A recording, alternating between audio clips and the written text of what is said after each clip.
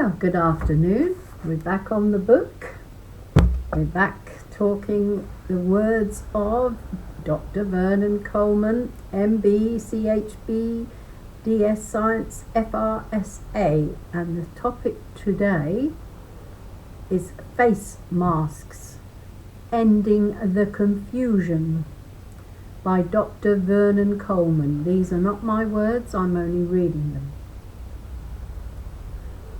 Everyone in the world seems confused about whether or not we should wear masks to protect us from the coronavirus. The general consensus among politicians and the so-called experts quoted in the media appears to me to be that wearing masks does no good, but that we should wear them anyway, and that we don't need to wear them although they are very useful. This advice is given freely by commentators who are untroubled by facts or research or annoying things of that nature, and conflicting pronouncements are regularly made by politicians who clearly know so little about medical matters that they probably could not even manage to spell technical medical words such as diarrhea.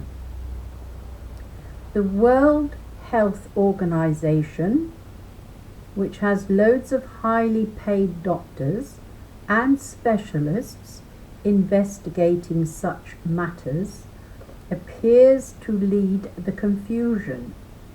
Indeed, their confusion seems to me so confusing that they have confused me.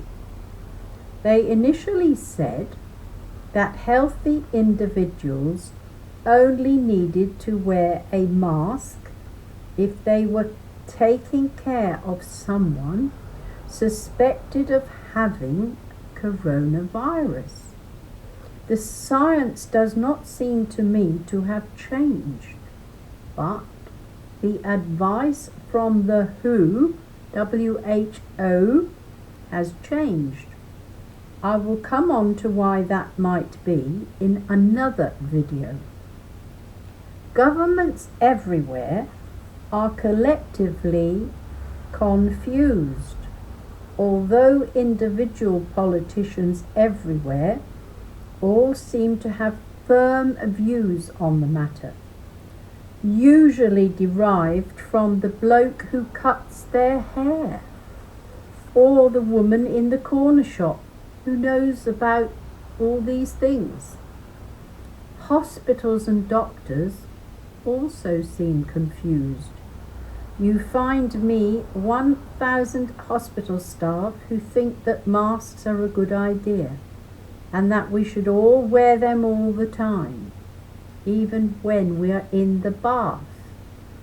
And I will find you 1,000 hospital staff who think they are useless or dangerous or both. The odd thing is that there don't seem to be any studies relating to the use of masks with the coronavirus. Nevertheless, around the world, the mask industry is booming. The people who are not working on a new wonder vaccine are making masks. There are videos and books explaining how to make your own mask out of unwanted bits and pieces found lying around the home. It is possible to make 2 excellent face masks out of cups of old brassieres, using the straps to fashion loops to go around the ears or the back of the head. Naturally, the size of the bra has a big influence on its suitability for turning into a face mask, and a bra measuring 44 G is probably going to be a little on the loose side for most people. And if you need fresh masks every day, you will need a large supply of bras. Despite the confusion, the British government announced that from June 15th, everyone in England must wear a mask when using public transport. You can travel on public transport on the 14th without a mask, but on the 15th you will need a mask, presumably because the government knows that the virus will suddenly become more dangerous then. I have absolutely no idea what the rules are in Scotland or Wales, but they are bound to be different to England because both Scotland and Wales are desperate to prove that they are independent countries. But if they do not follow the English law, then if you are on a train which crosses a border, you can presumably remove your mask until your return journey. You may also have to wear a mask if entering a shop or a public building or an office, though this does not appear to be a law. There does not seem to be much in the way of guidance for police officers, but the government says it doesn't expect there to be any problems. That is probably not quite the firm ruling that the police would have liked, so we can presumably expect the confusion to spread into the courts. In the UK, the government that appears now to be only looking after England has previously admitted that wearing a mask does not protect the wearer, but it may protect other people if the wearer has the infection but doesn't know it. And the government has added that you don't have to wear a mask if you are under the age of 2. If you find it difficult to manage a mask properly, or if you have a respiratory problem of any kind, which may make breathing difficult, I'm one of those, I take this to mean that anyone who has asthma, hay fever, emphysema, bronchitis, a smoker's cough, or anything else a bit chesty does not have to wear one. I suffer from hay fever and get a bit wheezy from time to time, so I'm afraid I cannot possibly wear one.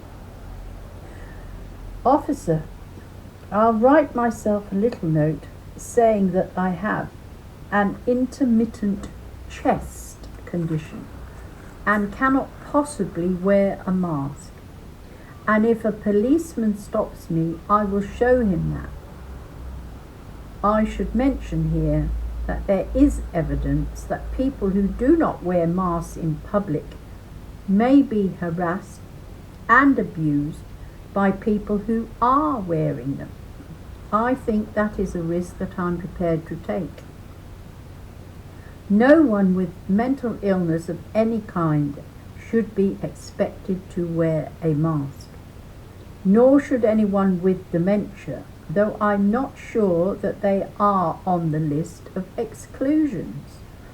No one seems to have worried much about this, but the hearing impaired who rely on lip reading will obviously be badly affected if everyone wears a mask. People with skin conditions might find that wearing a mask causes eczema, dermatitis or other problems, particularly if the mask has been washed in a biological detergent. In my view, patients who are ill in hospital should not wear a face mask, especially if they are in bed, because of the risk of them inhaling their vomit if they are sick.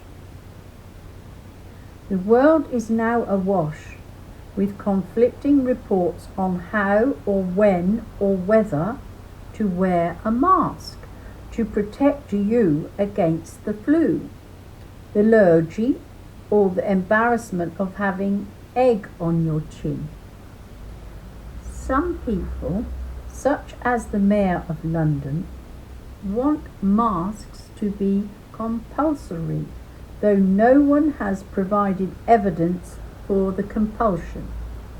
Early on in this farce, Act 1, Scene 2, I think it was, the Mayor allegedly threatened to order people to wear masks in London if the government did not do so. In the end, I got so darn confused myself that I decided to put a cold compress on my forehead, settle down with some research papers, and set out on an expedition to find the truth. In the end, I came to a very firm, definitive conclusion, which I shall now add to the mix. If the Mayor of London, who was, I believe, trained as a lawyer, can have a view then, I am damn sure that I am entitled to a firm view too. Maybe we can do a deal. I will promise not to do any legal eagle stuff if he will promise to shut up about medical stuff.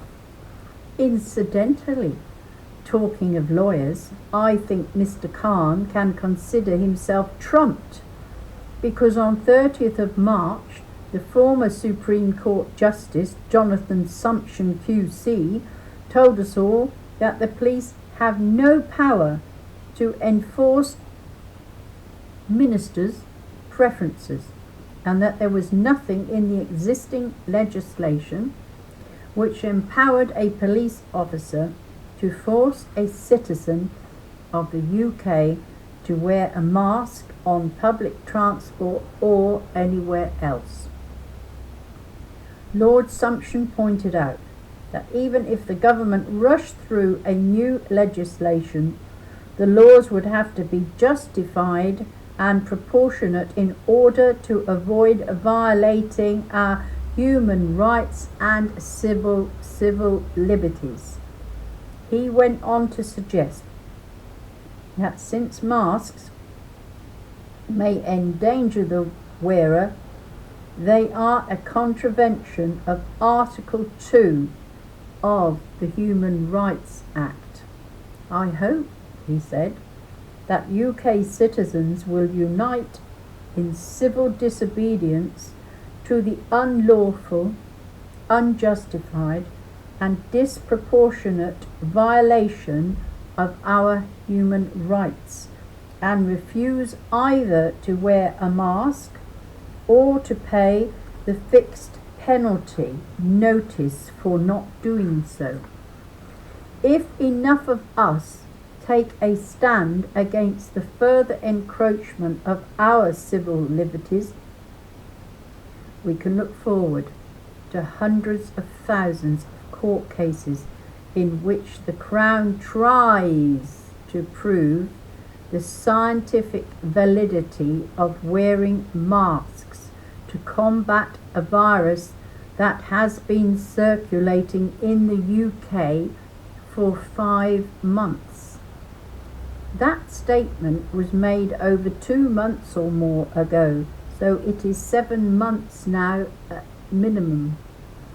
I have been unable to find out if Lord Sumption still believes that, but I am still really looking for medical facts, so I offer his 2 months old views only out of curiosity and a sense of respect.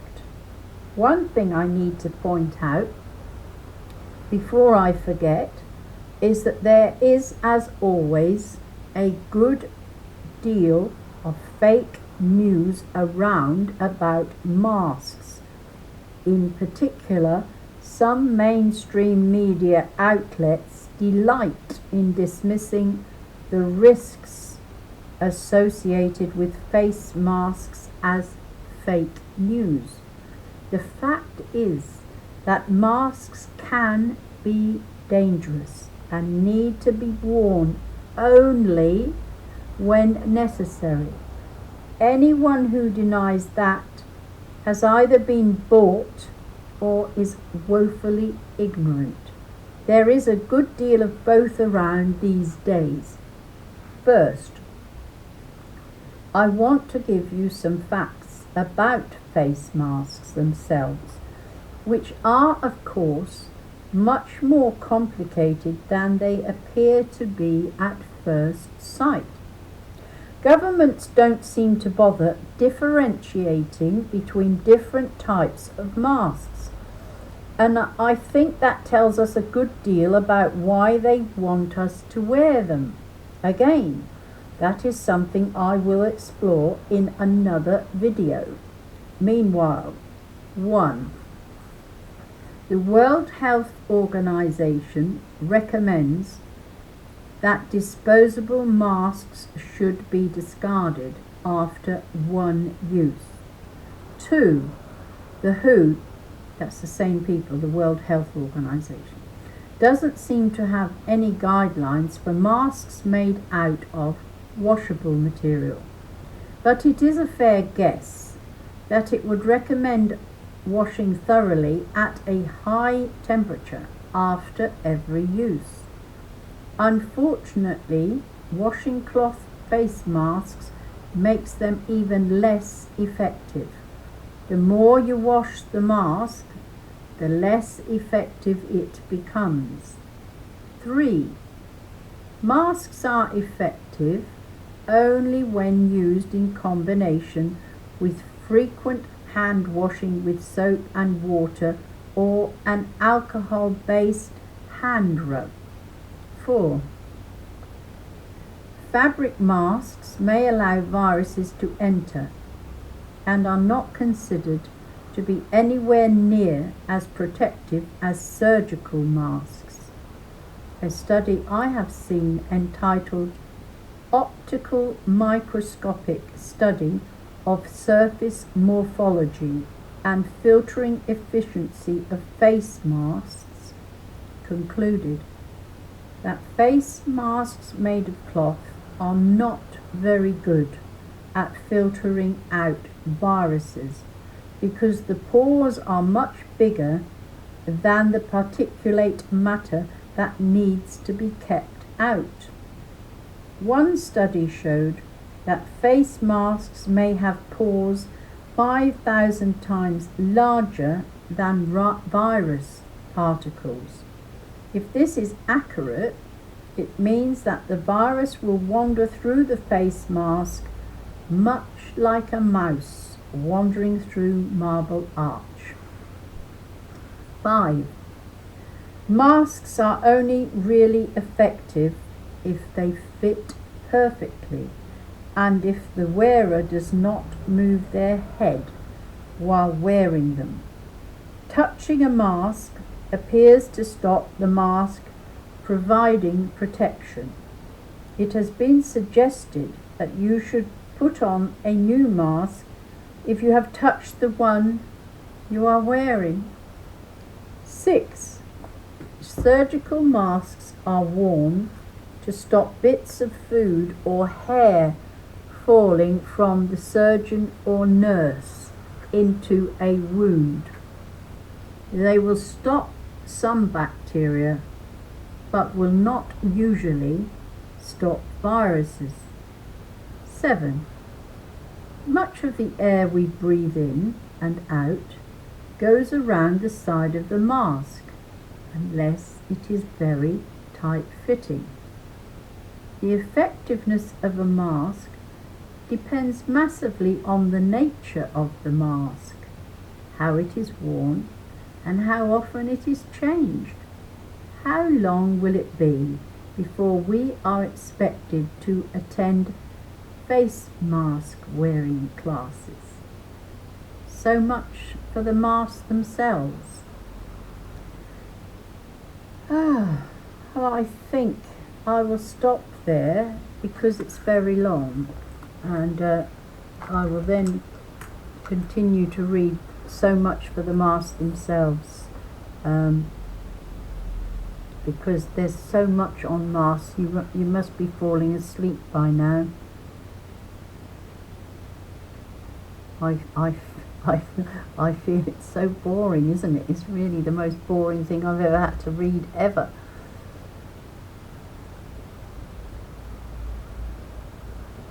Okay, I've made my mark in the book.